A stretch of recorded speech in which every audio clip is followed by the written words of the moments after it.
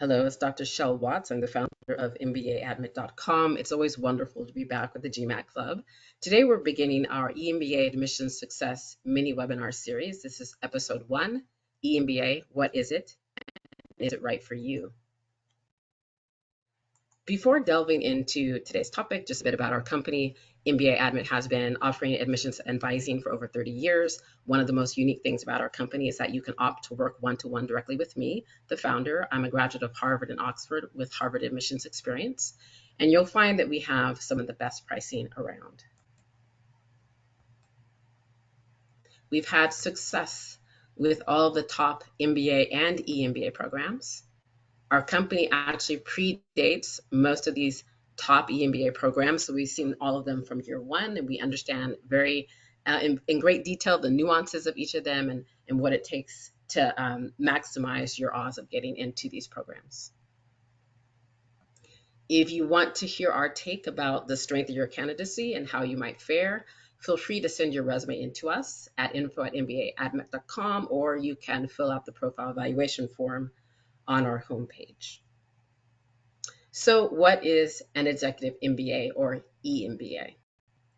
EMBA programs are Master of Business Administration programs that target older candidates. So these are candidates who have more work experience than a typical full-time MBA student. A typical EMBA student may have 6 years or more. Sometimes you see 13, 20, 25 years of work experience. Folks at that stage of their career, whether 6 years out or 20 years out, typically don't want to stop working and relocate, which is why these programs have grown up. They've been structured so that you don't have to stop working or relocate. A main concern that some people have, though, they ask, well, what will my degree say? Is it going to say EMBA? Actually, no, it's going to most definitely say MBA. The EMBA is simply the route to the MBA degree. So which top business schools offer EMBA programs? Well, you'll find that these days, most of the very top business schools offer EMBA programs, both in the United States and abroad in Europe and Asia. So you have a lot to choose from.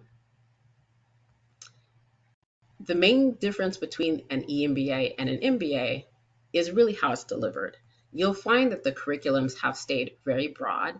For most of them, they cover the business fundamentals from marketing to finance in a core curriculum. And then they also offer electives to allow you to deep dive in areas like entrepreneurship, finance, and healthcare. But it's the delivery that has changed and been adapted for the candidate and the student that will continue to work and may have a family. So you'll see a variety of structures among the different programs. Some of them will do one long weekend a month, just once a month, the rest virtual. Some will do every third weekend, some every other weekend, some every weekend.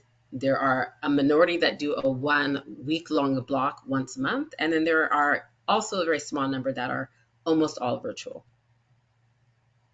There are a lot of benefits to the EMBA. One of the most important for people, the prestige and branding.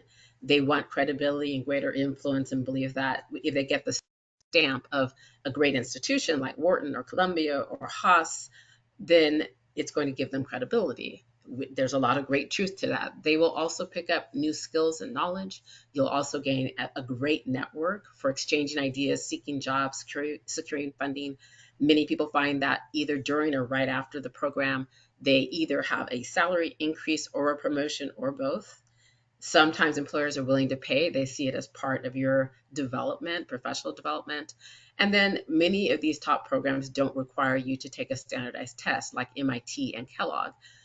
For other schools like Columbia and Wharton, you have the option to take the executive assessment, which is much easier than the GMAT and GRE. So for those that do require a standardized test, usually the executive assessment is an easier standardized test that you can take if you're going to go for the executive MBA route. And then finally, a benefit of the EMBA is that some of you did not actually blossom in college or even in your early professional years, you blossomed later.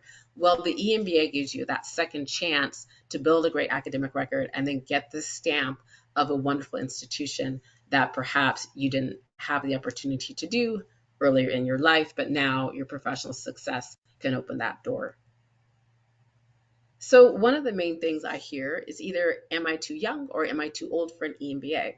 There's actually a variety of ages. The typical ages are 27 to 55.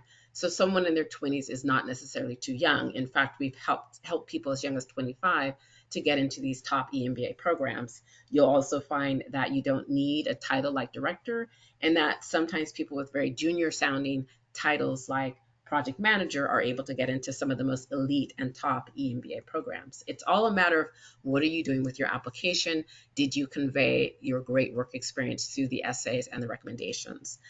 In your 50s, other people worry about, have I aged out of this? Some people come to me with a wonderful company that they've established. It's multi-million dollars, and they're asking, will the school think I don't need this education?